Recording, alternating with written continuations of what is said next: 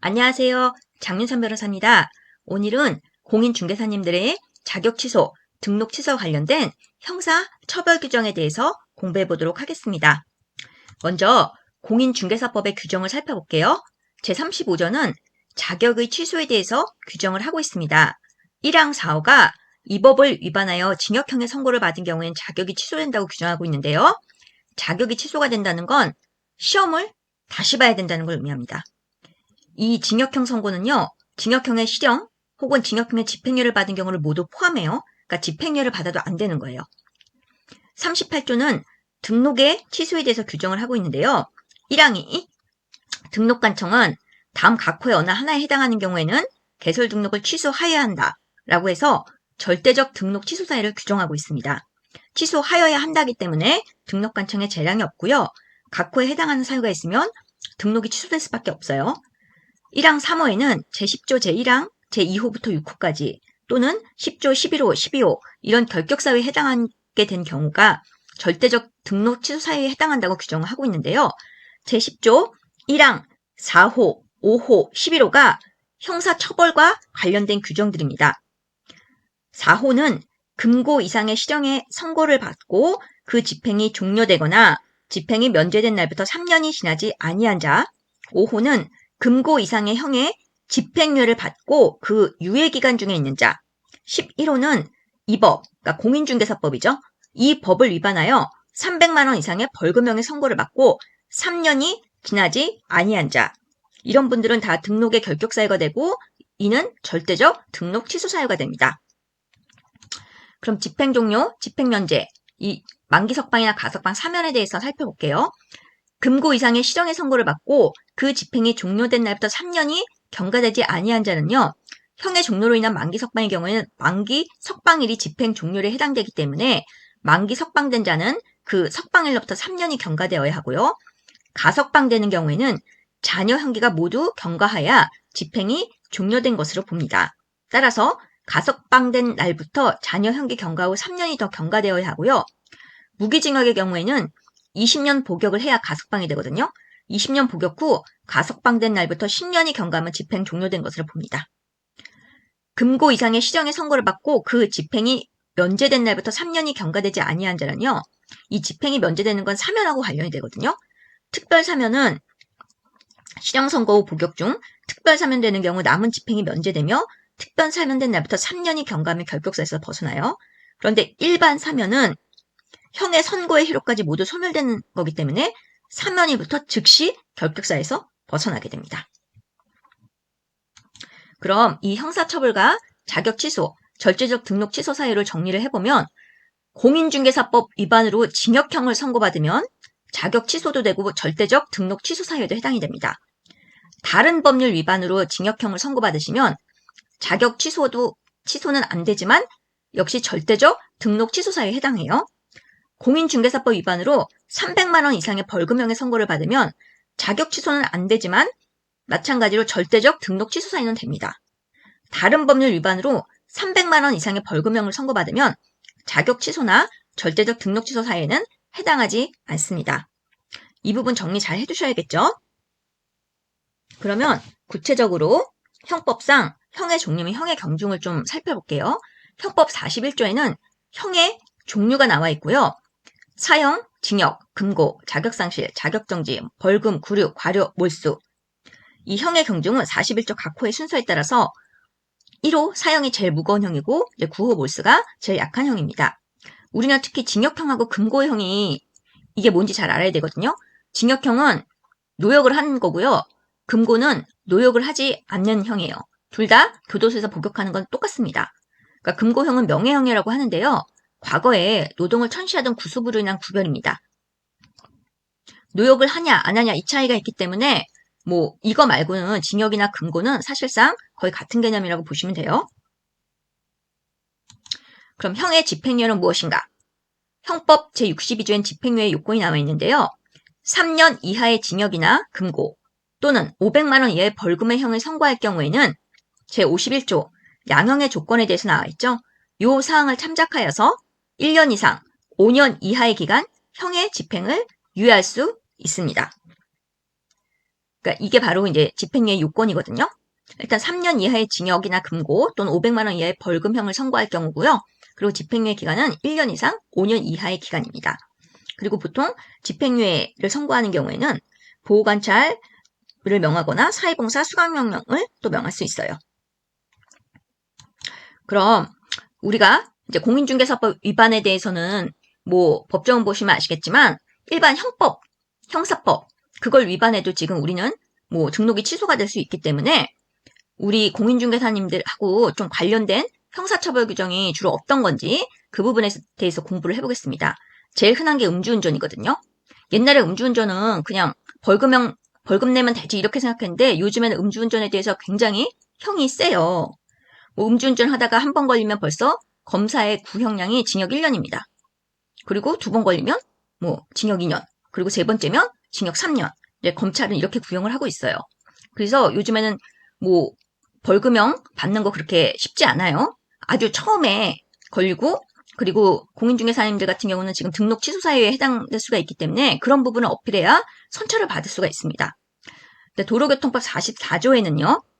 자동차 등 뭐 자전거 포함해서 0.03% 그리고 0.03% 이상이면 이게 이제 도로교통법상 이제 음주운전에 해당되고요. 0.04% 정도는 면허 정지에 해당하지만 0.8% 이상이 되면 면허 취소 사유가 됩니다. 그리고 실무상은 0.1%만 넘어가도 만취 상태로 형량이 가중돼요. 도로교통법에 이제 148조 2의 벌칙 규정이 있는데요. 지금 44조 1항 또는 2항, 그러니까 이제 음주운전 관련 규정이에요. 그 2회 이상 위반한 사람에 대해서는 가중처벌을 했는데 이게 일명 윤창호법이었지만 위헌 판결을 받았어요. 그리고 2항에는요.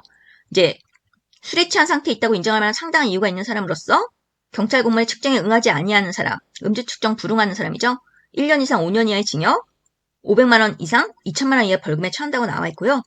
44조 1항, 그러니까 음주운전에 대해서 술에 취한 상태에서 자동차 등 또는 노면 전차를 운전한 사람은 각 호의 구분에 따라 처벌한다 해서 혈중 알코올 농도가 0.2% 이상인 사람은 2년 이상 5년 이하의 징역, 1천만 원 이상 2천만 원 이하의 벌금, 혈중 알코올 농도가 0.08% 이상 0.2% 미만인 사람은 1년 이상 2년 이하의 징역 혹은 500만 원 이상 1천만 원 이하의 벌금, 혈중 알코올 농도가 0.03% 이상 0.08% 미만인 사람은 1년 이하의 징역이나 500만 원 이하의 벌금에 해당하게 됩니다. 그래서 운 좋게 벌금형이 나오면 뭐 500만 원 이하의 벌금이 되지만 이게 뭐 첫 번째 걸린 게 아니라 벌써 뭐 두 번째 이상 걸릴 때는 거의 뭐 징역형이나 징역형 집행유예형은 각오를 하셔야 되고요. 여기에 해당되게 되면 우리가 이제 등록이 취소가 되죠. 그러니까 이거 그러니까 조심하셔야 돼요. 음주운전하는 거. 그리고 특정범죄 가중처벌 등에 관한 법률 5조의 11에는 위험운전 등 치사상죄를 규정하고 있는데 그러니까 음주운전으로 결국 사람을 상해에 이르게 하면 1년 이상 15년 이하의 징역, 1천만 원 이상 3천만 원 이하의 벌금에 처하고 이제 사망에 이르게 한 자는 무기 또는 3년 이상의 징역에 처한다. 이렇게 이제 나와 있어요. 그래서 음주운전을 하다가 이제 사람을 다치게 한 경우 그 사람이 뭐 전치 2주 정도밖에 안 나오게 아주 이제 약하게 다친 상태라고 해도 그것도 상해거든요. 그럼 기본 1년 이상 15년 이하 징역 또는 1천만 원 이상 3천만 원 이하 벌금형 자체가 지금 여기는 아까 그냥 음주운전을 하면 최소 1년 이하의 징역 500만 원 이하의 벌금이었는데 지금 음주운전에서 사람을 조금만 다치게 해도 뭐 전치 1주 2주가 나도 진단서가 나오면 상해요. 그러면 벌써 1년 이상 15년 이하 그 벌금도 최하가 1천만 원 이상이에요. 그러니까 이런 부분 굉장히 조심하셔야 되니까 가급적 음주운전 안 하셔야겠죠. 그리고 요 자동차에는 원동기 장치 자전거를 포함한다고 돼 있는데 원동기 장치 자전거는 이륜 자동차전 100이랑 125cc야. 그러니까 오토바이 얘기하는 겁니다. 그 다음에 또 공인중개사님들이 좀 조심해야 될 분이 특수절도 부분인데요. 아, 우리가 뭐 절도를 왜 하겠어? 뭐 이런 얘기를 할 수 있지만 문제는 동업자의 관계가 틀어졌을 때 같이 사용하던 물건들을 내가 임의로 가져갔을 때 그런 게 이제 절도나 특수절도에 해당될 수 있기 때문에 제가 그 부분에 대해서 설명을 해드리려고 합니다. 재물의 타인성이 그러니까 중요한 개념이라서요. 공유자의 지분에 해당하는 부분도 타인의 재물에 해당돼요. 6년 이하의 징역이나 1천만 원 이하의 벌금에 처하게 됩니다. 그래서 우리가 본의 아니게 절도죄에 해당될 수가 있는 거예요. 동업관계가 이제 잘못해서 틀어지고 분쟁이 생기게 되면 형법 제330조에는 야간 주거침입절도를 규정을 하고 있는데 또 야간에 사무실에 들어가서 뭐 공유자 또는 합유자 그 물건을 이제 여러 명이 같이 쓰는 거 단독 소유라고 할 수 없는 것도 가져가면 야간 주거침입절도가 돼서 10년 이하의 징역이 처하는데 이거는 보면 형에 벌금형이 없어요. 이러면 최하 집행유예부터 시작하니까 또 우리 등록 취소되겠죠. 유기징역, 유기금고는 1개월 이상 30년 이하고요. 가중시에는 50년까지도 가중이 가능합니다. 그리고 또 특수절도 규정이 있는데요. 야간에 건조물 일부를 손괴하고 근데 들어가면 1년 이상 10년 이하의 징역에 처한다. 이렇게 나와 있는데 뭐 건조물 일부를 손괴한다는 게 그런 거예요. 내가 이제 뭐 문을 따고 들어갈 때 그 잠금장치 일부를 손괴하고 들어가면 그것도 건조물 일부를 손괴하는 게 되는 거거든요. 그러니까 이런 부분들 조심하셔야겠죠. 그리고 흉기를 휴대하거나 2인 이상이 합동하여 타인의 재물을 절취한 자도 제1항의 형에 처한다. 이것도 내가 혼자 짐을 못 드니까 내가 아는 사람 데려가가지고 2명 이상이 같이 물건을 가져왔어요. 그럼 이게 이제 또 특수절도가 될 수 있는 거예요. 이 형들이 무서운 게 야간중거 침입 절도도 그렇고 특수절도도 그렇고 벌금형이 없어요.